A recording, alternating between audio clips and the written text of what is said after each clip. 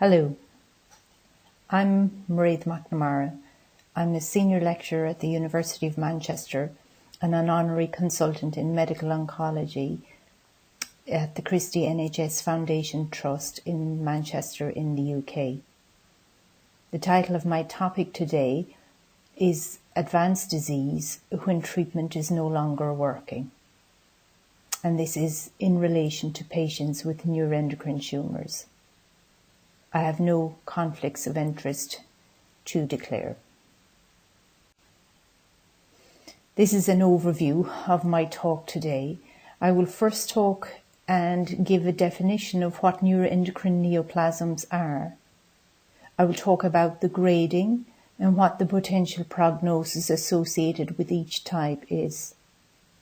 Many patients present with advanced disease where a cure is not an option. And I will talk about the parameters for therapy in those cases. I will then talk about the focus for this talk, which is when to stop treatment. What are neuroendocrine tumours? So a neuroendocrine tumour is a tumour of the neuroendocrine system. Neuro means nerve and endocrine refers to the cells of the endocrine system. The endocrine system is a network of glands and organs in the body that make hormones. So this diagram here demonstrates the different endocrine system glands. First at the top you have the pituitary gland, which is found in the brain. Then you have the parathyroid gland or the thyroid gland in the neck. You have the adrenal glands, which are sitting on top of the kidneys, the pancreas, ovary and testes. Neuroendocrine tumours or neuroendocrine neoplasms can also affect other organs of the body. So what is very important to know when a medical oncologist is seeing a patient with neuroendocrine neoplasms is what the grade is. So there are different grades, grade 1 to 3. This is based on the Ki-67 of the tumour. And how you find this out is you biopsy the tumour. So the Ki-67 is called proliferative index. So it gives an indication of how many cells are dividing when you look at the cells through a microscope.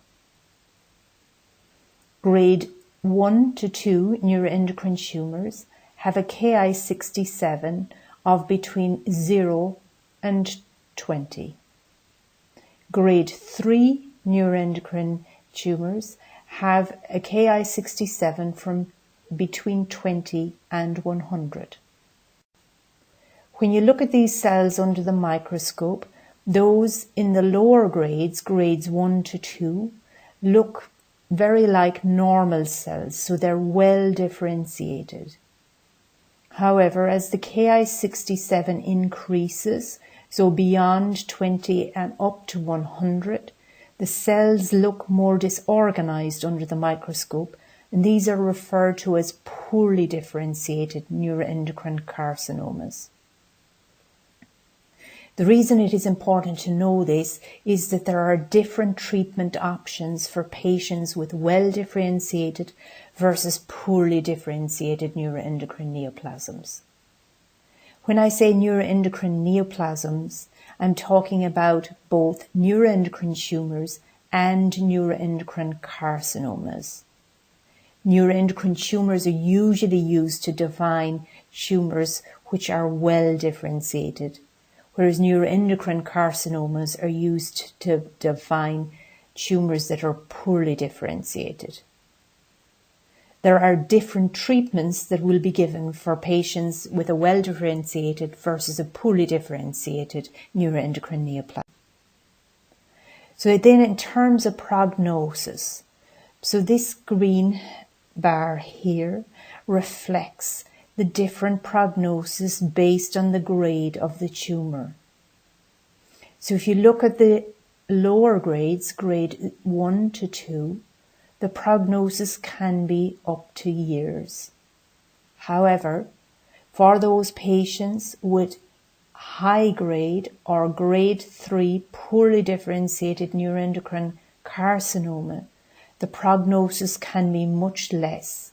It may be months, or sometimes weeks, or sometimes less. The treatment that's given then to patients with either well differentiated or poorly differentiated is quite different. And for patients with well differentiated, they may start with injections called somatostatin analogues, whereas patients with poorly differentiated neuroendocrine carcinoma will start with chemotherapy. So for many patients, cure is not an option. So surgery is not possible because the tumour is termed advanced in that there is disease in more than one part of the body, or the disease that's there is not possible to resect because of involvement of blood vessels. Many patients with neuroendocrine neoplasms have advanced disease, where the aim is to control disease and not cure. And this imaging here is gallium PET imaging. Excuse me. And this gives an idea. This is a specific type of scan that's used for patients with well-differentiated neuroendocrine tumours and gives an idea of the different locations of the tumours in the body. In this scan here, you can see the uptake or the very dark black areas or where there are neuroendocrine tumours. So there you can see that there's uptake in the left scapula, in the liver, and lower down in the sacrum, as well as in different bones throughout the body as well. So when patients present to a clinic, there are a number of different things that are taken into account before a treatment is actually prescribed. It is very important to get a clinical history from the patient, i.e. have they lost weight? Have they had diarrhea? Have they had flushing? It is also important to see what their bloods are. So is their liver function normal? Is their kidney function normal? Would they be able to tolerate chemotherapy or somatostatin analogues or other types of tablet form of treatment? What does the imaging show? Where is the disease in the body? Is it in one area or is it in multiple areas? And as I said before, it's very important that tumour tissue is available because you need to know the Ki-67 because this will determine what treatment the patient has.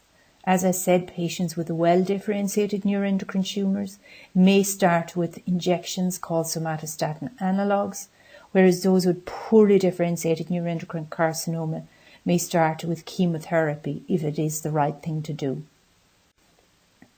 In addition to what I have just described, there are other parameters that guide therapy decisions. What is the performance status or the fitness of the patient? So performance status refers to how a patient is. Are they up and about doing all the normal things, so have their performance status of 0? Or are they spending up to 50% of the day either sitting down or in bed? This would be a performance status of 2. So patients with better performance status, like a PS stands for performance status of 0 or 1, tolerate treatment better. If they have a performance status of 3, spending 75% of the day sitting or in bed, then treatment is not the best. Systemic treatment in the form of chemotherapy or other types of treatment is not the best option, as it may make things worse for the patient. Are there other health issues, or are there medications that may interact with the treatments you're going to prescribe? What does the patient want? What are the patient's and family's expectations? It is important for a patient where surgery with potential cure is not an option that they know that the aim of treatment is to control disease and not cure. So when any physician is thinking about treatment, they do align with what is in the Hippocratic Oath. This is one statement from that oath. I will apply for the benefit of the sick all measures which are required, avoiding those twin traps of overtreatment and therapeutic nihilism.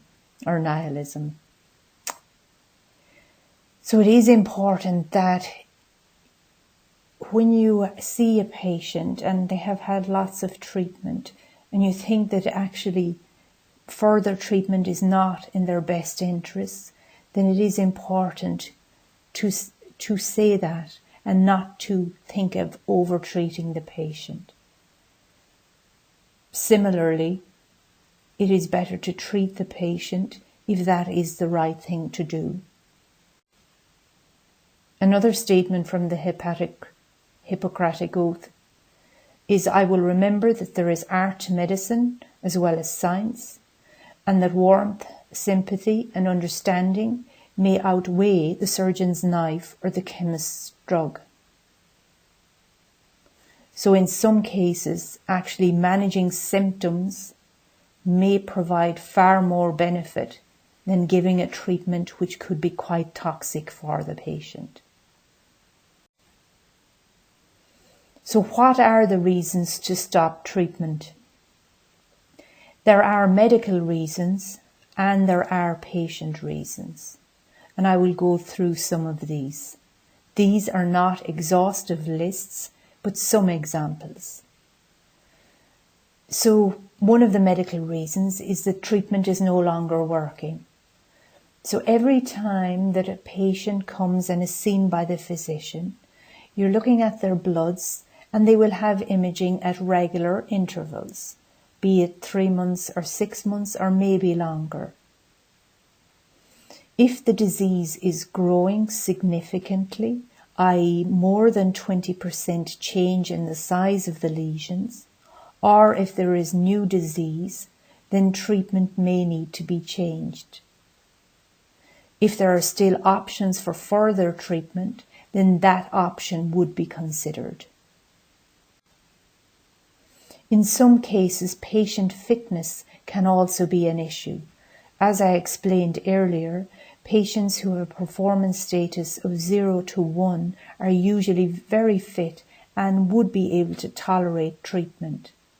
However, if the patient has an ECOG or Eastern Cooperative Oncology Group performance status of 3 or more, it means they're spending greater than 75% of the day sitting or in bed, and any treatment that may be given for control of disease may be more toxic and cause more risk to the patient.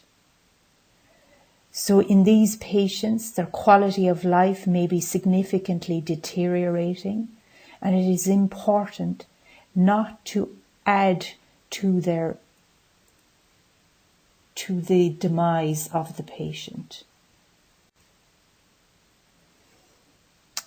It is always beneficial to think about this, that are the risks outweighing the benefits? And this is an important point. If they are, then treatment should not be continued. For many patients with neuroendocrine neoplasms, especially if they have well-differentiated neuroendocrine tumours, they can be coming to clinic for many years, and they always think that there are more options available. However, it does come to a point where there may be no further treatment options, and at that point, nothing else could be offered in terms of systemic treatment, i.e. treatment they get through a drip, or by injection, or by mouth. And at that time point, it is a reason to stop treatment if there are no other options available. There are also patient reasons for stopping treatment. Some patients decide when they come at initial consultation that actually they would prefer to focus on quality of life.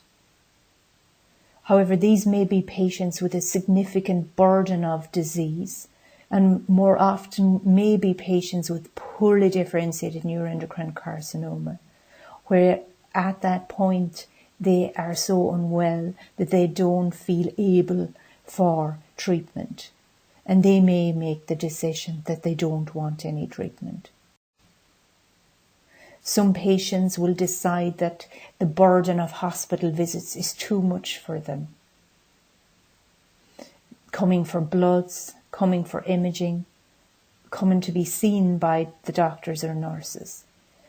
When potentially they have had a lot of treatment, they get fatigued and tired, and the additional visits is too laborious for them, and they decide to stop. Some patients will read the patient information sheets for the different treatment, and they will feel that the infection risk and other toxicities potentially associated with that treatment aren't worth starting, and they may decide not to have any further treatment.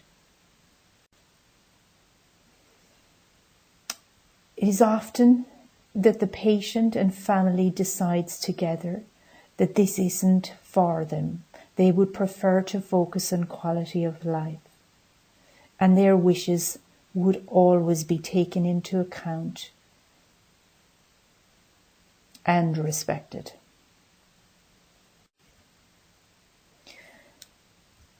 It is very difficult at that point for the clinicians and nursing staff when no further treatment is being offered.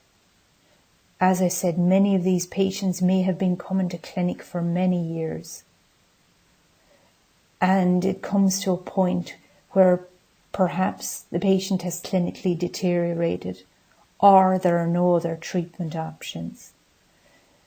And the decision is to focus on quality of life and managing symptoms alone.